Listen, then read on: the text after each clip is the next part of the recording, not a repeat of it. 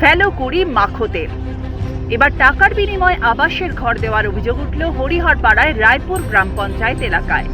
কাঠগড়ায় তৃণমূল নেতা। শুধু তাই নয়, আবাস যোজনা থেকে বিধবা মহিলা ও বিশেষভাবে সক্ষমদের নাম কেটে দেওয়ার অভিযোগ উঠেছে প্রাক্তন পঞ্চায়েত সদস্য তথা স্থানীয় অঞ্চল যুব তৃণমূল কংগ্রেসের সভাপতির বিরুদ্ধে। আবাসের তালিকা থেকে নাম বাদ যাওয়ায় বিডিও অফিসে বিক্ষোভ দেখান গ্রামবাসীরা। ঘরের লিস্টে নাম ছিল? হ্যাঁ, আমার ঘরের লিস্টে নাম ছিল। তারে টাকা চাহাই ইসলাম মেম্বার। তো সেই টাকা আমরা দিতে পারিনি বলে আমাদের ঘরটা কাটা পড়ে যায়। দিয়ে আমরা টাকা দিতে পারলাম না, তাতে ঘর কাটা পড়ে গেল।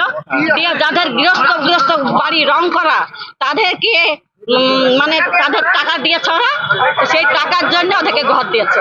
প্রথম লিস্টে 81টা নাম ছিল, তারপর পরিবর্তিত এখন বর্তমান 42-43টা ঘর সার্ভে করে দেখছি তো এখনো অদাবাধি ঘর কেটে দিয়েছে। সেটা হচ্ছে উনি ছিলেন 22-23-এর উপপ্রধান ইসলাম শেখ।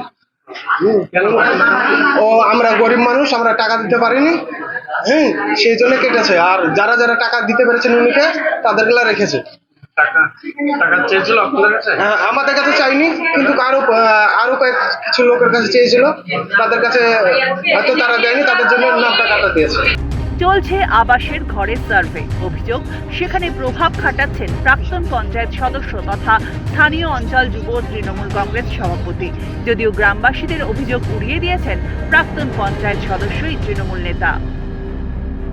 আমরা মেম্বার, আমাদেরই বা যোগ্যতা কতটুকু? আমরা ঘর কেটে দেওয়া কিংবা কোনো বেনিফিশিয়ারিকে ঘর পাইয়ে দেওয়া এই ক্ষমতাটা কিন্তু বিশেষ করে মেম্বারদের থাকে না। বিশেষ করে আমি দেখছি সারা এলাকাতে কোনো জায়গায় কেউ কিছু করছে না। আমাদের যারা ওখানে বিরোধী মেম্বার, এখন এলাকার পাশের বিরোধী মেম্বার, তারা এইসব বিষয়গুলো করছে। এখন এগুলো তো ধরুন ওদেরকে আমরা কিছু বলতে পারবো না। এখন তারা যদি অভিযোগ করে সেটা তদন্ত সাপেক্ষ, সেগুলো তো আমার কিছু বলার নেই।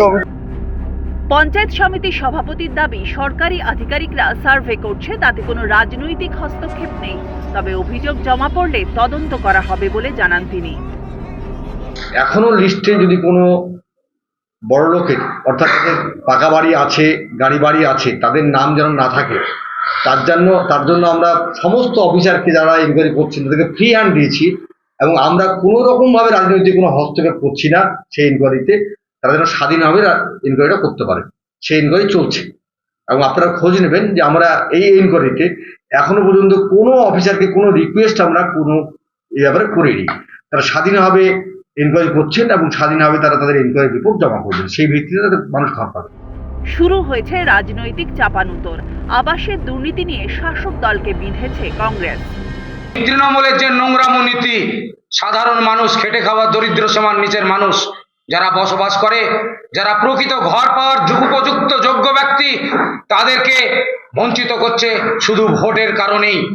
হরিহরপাড়া বিধানসভাতে বিগত দিনেও দেখেছেন, এখানে তৃণমূল যে সন্ত্রাস করে সংগঠন শক্তিশালী করার চেষ্টা করে, তাই 26 সালকে আবার পুনরায় তাদের ভোট ব্যাংক বাড়ানোর জন্য নিরীহ গরিব মানুষকে সেই সব আবাস যোজনা ঘর থেকে বঞ্চিত রাখার চেষ্টা সব সময় চালাচ্ছে। তবে আপাতত তালিকা অনুযায়ী সার্ভে হবে বলেই জানিয়েছেন জয়েন্ট বিডিও। ওনারাও আমাদের কাছে এসেছিলেন, তো আজকে এসেছিলেন, সে অভিযোগ ছিল সে আমরা দেখি।